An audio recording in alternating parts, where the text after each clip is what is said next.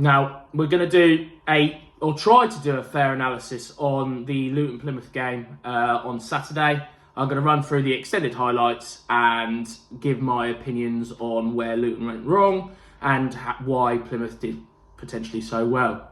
Now, this is the first highlight, and I think this was pretty early on. So, I think Plymouth have a free kick in the middle of our half, and we've got quite a high line. Now, we give them a complete free header, and early on, I'm surprised why it wasn't 1-0. It's very, very poor defending. Very, very poor defending. I think this highlight literally set precedence for how the game was going to go, because within the first, I think it was the first 10 minutes that they won a free header in our box. We had such a high line, and it pretty much showed that's the route that they were going to go.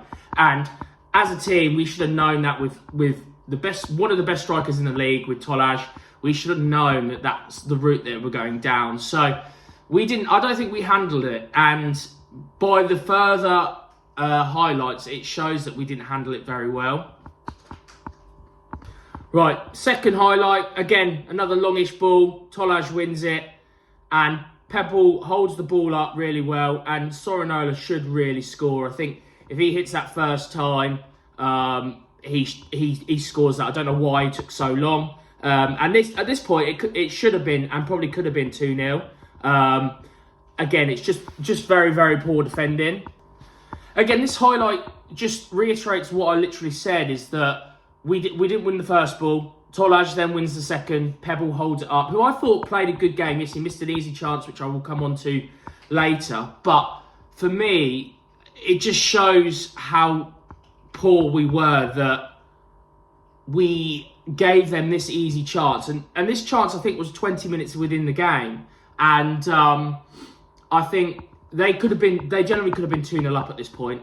And I don't know why Sorinola's taken a touch. I think if he shoots that straight away, that's a goal, 1-0. And I sat there and thinking, we started this game really poorly, and we could be 2-0 down within about 20 minutes. Now, I do have to give some credit to Plymouth. I think they played well, and they deserved the victory. But they did make it harder for themselves by not taking their chances. Also, what I forgot to add is you have to give credit to Nigel Longwick.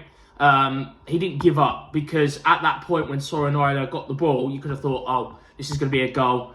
But he didn't. Yes, okay, Sorinola took a little bit longer to shoot, but he still got in that position to stop the ball and save the goal, essentially. And you've got to give it to him. It was a great on the line clearance. Right, next highlight is Ronan Curtis, who I thought again played very, very well. I said when Plymouth signed him, I thought it was quite an underwhelming signing. He comes in on his left foot, strikes it, and it's a very good save from Josh Keeley, which hits the bar.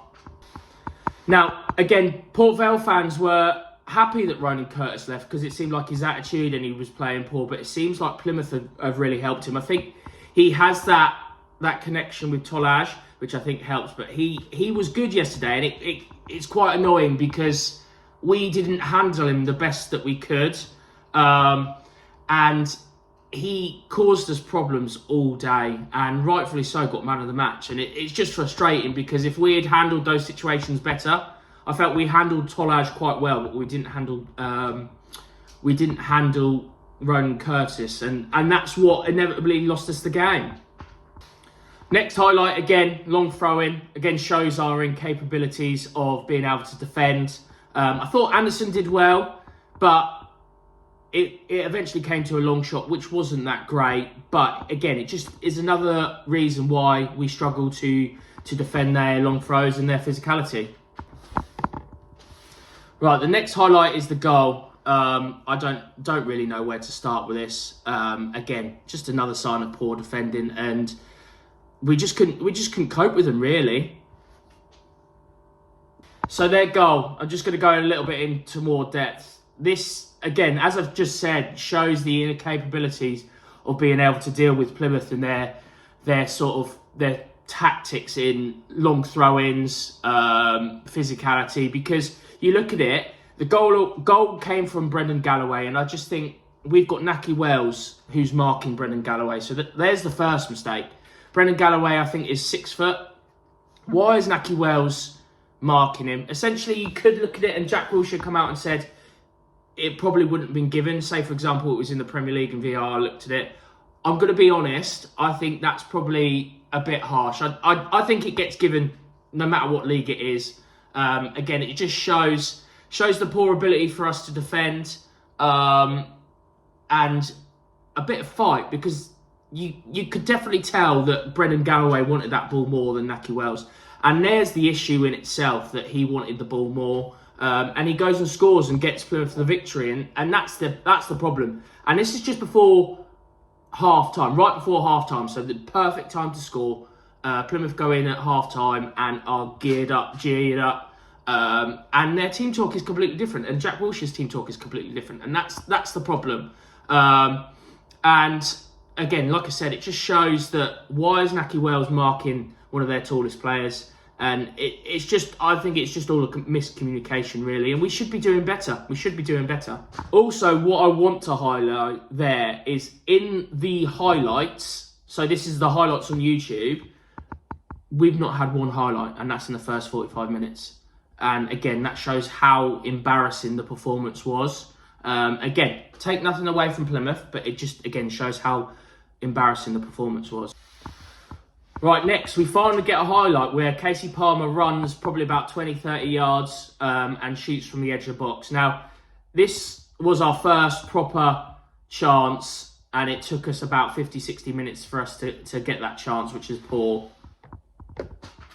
Again, this just reiterates my point earlier that we really struggled. We couldn't handle Plymouth. And for us to have a decent highlight, or first highlight in the second half is really, really poor. And I think you can call it a highlight because you have to admit it was a brilliant save by Connor Hazard. And I think Plymouth have done well with keepers recently. Michael Cooper, now Connor Hazard. I think he is a very good shot stopper. But that highlight was outside the box. We've had a shot from about 25 yards from Palmer. We haven't created anything in that box. Obviously we do later in the game, but we haven't created anything. And that's the problem, is that we're not dictating the game. We brought Casey Palmer in to dictate that game, to open teams up. And it took us probably 45, 50 minutes, 60 minutes for us to have our first shot on target. Now this is probably the worst highlight of them all. Complete miscommunication between Walsh and Carl Naismith. Pebble should be scoring this, and again, this just shows the lack of fight or care from us yesterday, because Carl Naismith, as the captain, should be taking control of that situation, and he doesn't. And Liam Walsh slides in and pretty much takes out Carl Naismith. And there's the problem in itself, is that there's no talk between the captain and our midfielder. And that's a huge issue. Now, Jack Wilshere has come out and said that he loves Carl Naismith, the authoritative personality he has. He did not take authority there. And that's where the lack of communication is. And obviously, Pim Pebble used to play for us, so he must have felt sorry for us because we were that bad. That's probably why he missed. Apart from that, Pebble played well. I thought he held the ball up well. I think he linked well with Tolaj. And again, another reason why Plymouth won that game is because the strikers work so well together and our players can't even communicate. Right, next highlight, and I think this is where we have a real good chance. It gets out to Kadua, who then puts it across the box, and Shaden Morris puts it back, and good defending from the Plymouth defender. You can't complain, and he cheers, rightfully so, because that's a great clearance, pretty much off the line. I keep going over it, how it took us probably 65, 70 minutes for us to get in their box and make a sufficient chance. Obviously, I wouldn't really call it a chance, but you've got to give credit to the Plymouth defender, because he read it super well. Jordan Clark is our second top goal scorer. And if the defender didn't do what he did, that would have been 1-1 and the game would have changed and we could have gone and won it. Now, he completely cheers, and rightfully so, he deserves it. And you got to give it to Plymouth right then, because he defended superly well, and they limited us to not many chances.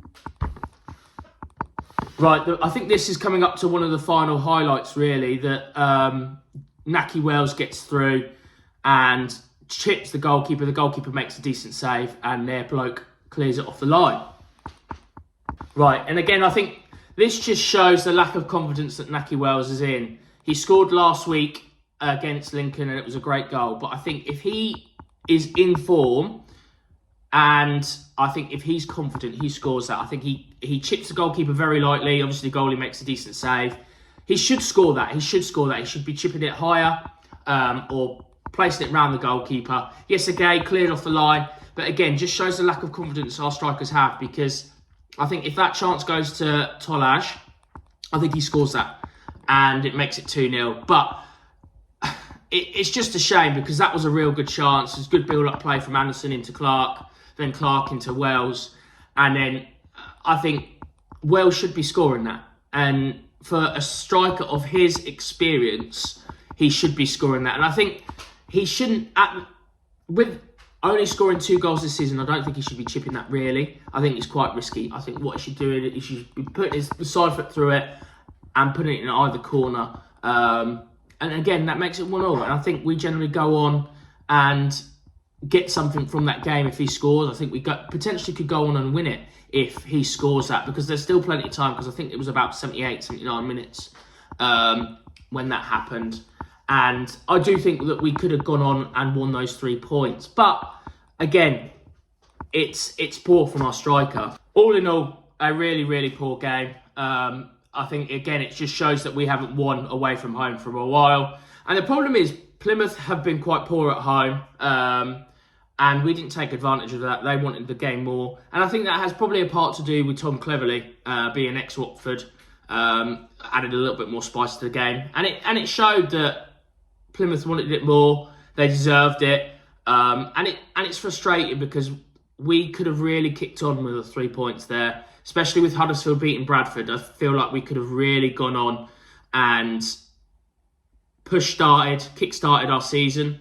But now we've got Huddersfield on Tuesday, and for me, Huddersfield are a better team than Plymouth. Obviously no disrespect, but Huddersfield have got a new manager bounce. They won a derby, so they're going to be full of confidence. And that's the problem that I see, is that we're going to go there and things aren't going to change. And I can see another Barnsley happening if things don't change. But that's all part and parcel of being a fan. I think it's either going to go two ways. We're going to get absolutely battered by Huddersfield, which I'm pretty much 75% sure of, or we're going to play well and we'll get a point. So here, let's wish us luck for Tuesday.